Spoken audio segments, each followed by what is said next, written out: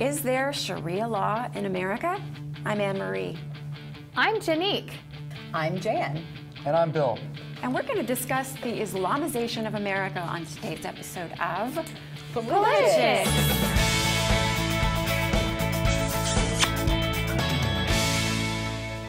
Although you won't hear it in the mainstream media, there's a growing movement to impose Islamic Sharia law right here in America. People who do talk about it are accused of being Islamophobes. But that doesn't stop some Americans from taking a bold stand to raise awareness to this growing problem.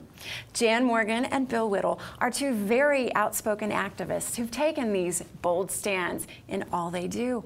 So welcome. So happy to have you guys here. Jan, on your Facebook page, Jan has almost 100,000 followers on Facebook, mostly because you have taken that bold stand, trying to inform people about Sharia. You and Pamela Geller are kind of two of the main people. But understand that while there may be almost 100,000 people on my Facebook page, I have run off just about that many as well who do not like that message. You know, and probably we should clarify at the beginning of this show, because people think when you start talking about Islam, if you're not promoting it, that there is a hate. They want to call it hate speech toward Islam. And I don't think there's anybody sitting here that feels that way about Islam. And I think there are just as many Muslims out there in America who do not know what is in their Quran, Hadith, and Surah as there are Christians who do not know what is in their Bible. So with that in mind, you know, I think that we need to work on educating the public, and that's what my Facebook page is about, just trying to educate people, not to promote hate speech, but to educate, raise awareness, so we can deal with what is truly a growing problem in this country. Well, can I ask you about that? One of the things that you actually had on your Facebook page was it said Muslim terrorists have committed 18,393 deadly terror attacks. Actually, today, as of today, it's 18,423. Wow. Yes. There you go. It changes daily. There is a website which you ladies have promoted on this show called Religion of Peace, which is a great site for informing people, because those folks there keep up with the numbers on a daily rate basis.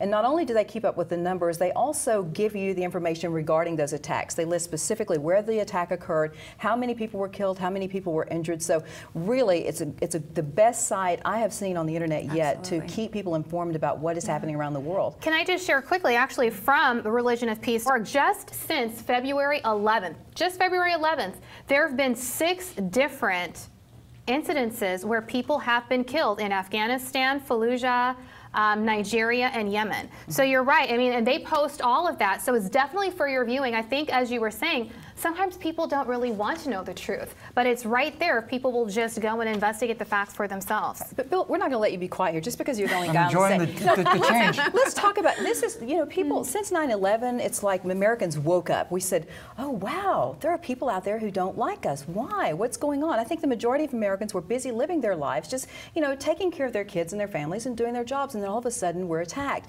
But really, there is a history here.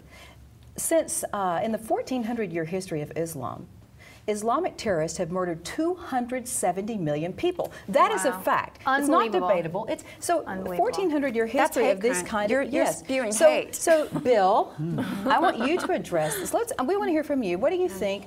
Why is it that throughout history, if Christians were murdering at that rate and had that kind of history, would people be talking about it, or would we be talking about tolerance and let's kind of cover this over? We don't want people to start hating based on the fact that it's a religion. Well, first of all, the only religion that you can actively attack in America today is Christianity, but put that aside. There are 2 things really to understand about Islam. I got a briefing from some guys at the Pentagon who were tasked to, right after 9/11, they were tasked to understand this religion that we appeared to be at war with. And they went into this thinking, oh, we're going to find out that as they said, it's a perversion of the religion that is launching all these jihads and so on. But it turns out it's not the perversion. It turns out that jihad is called for.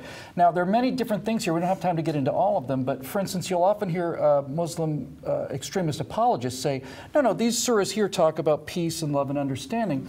But what this gentleman found out, what I later found out, was that according to the Koran, there's this idea of abrogation, which means that any surah that's written after a previous surah, it overrules it. And if you look at the history of the Quran as it was written, it got more and more violent, more and more radical, more and more hostile, more and more hate-filled.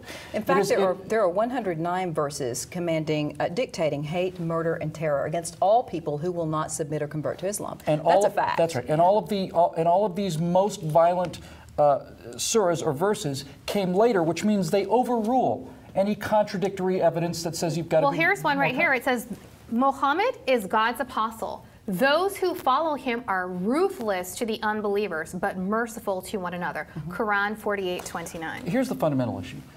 The United States of America is a source of political freedom and economic freedom for people all around the world. People all around the world want to come here, and religious freedom, obviously. So here's what it comes down to. We have laws of the land that are enshrined in the Constitution, and as long as you obey those laws, and those are the laws of the land, then we welcome you here to America to practice your religion in the same way as anybody else. What we won't tolerate in America is the idea that you can bring laws with you that overrule the laws of the land that you're coming to. We won't allow that. Yes, but we are allowing it, Bill. Look at how many...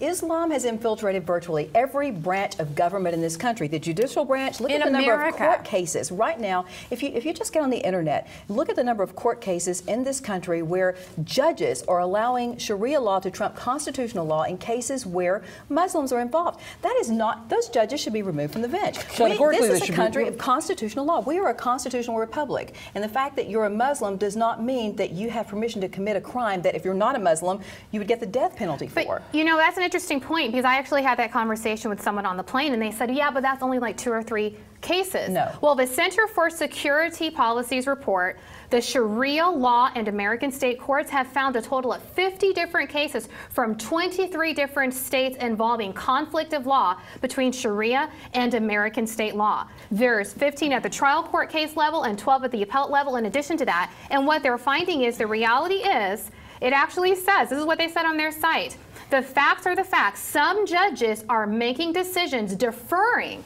to Sharia law, even when those decisions conflict with constitutional protection. Islam has been attacking America since the 1700s. That's the reason we have the Treaty of Tripoli.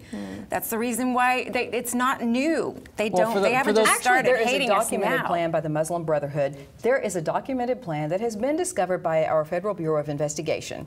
Okay, that is a plan for the destruction of America from within. It is a 5-phase plan. We are already seeing 4 levels of that plan already underway, implemented. Yeah. So, you know, it's a very serious, and I want to address something before we run out of time, because this is really important to me, all right? Because on my Facebook page, I hear a lot of people who come on when I make a post about Islam, and I always post facts. I don't promote hate speech. I don't promote hatred of Muslims or the Islam religion. But what they I want to do, they hate me, yes, I get death threats, it's awful. But what I want us to do is we've got to educate people so that we can, from an educated, civilized position, address this issue, and we can't address it if people don't realize it's an issue. But I want to say this, because there are a number of people out there who say, "Oh, but I have Muslim friends, and they're so peaceful. They're good people." And yes, there are Muslims in this country, like Dr. Hudi Jazzer, who he said he didn't know, he didn't realize all of those verses were in the Quran. He wrote a great documentary to watch. It's called The Third Jihad. It's amazing. But the point is, people who, and this is what I tell people who say, "Oh, but Muslims are peaceful. I have a lot of friends." Yes, there are a lot of peaceful Muslims in this country, but Muslims who are mosque-attending Muslims must participate in something called zakat. And I know you ladies have mentioned this before on the show. That is a mandated form of tithing. It has been proven by our federal government that a portion of that tithe, whether the Muslims who do it know this or not, a portion of that tithe has been used and funneled to support terrorism. Wow. On American soil. So, really, to me, that makes Muslims who are tithers enablers, even though they may not realize that's what they're doing. Sure, so once again, we have to educate people. Absolutely. Yep. We sure do. Well, it's been wonderful talking to Bill and Jan today. And be sure and check Religion of Peace and look at Jan Morgan's Facebook page. You'll learn a lot there. And thank you guys for being with us here on PolitiChicks, the right kind of PC.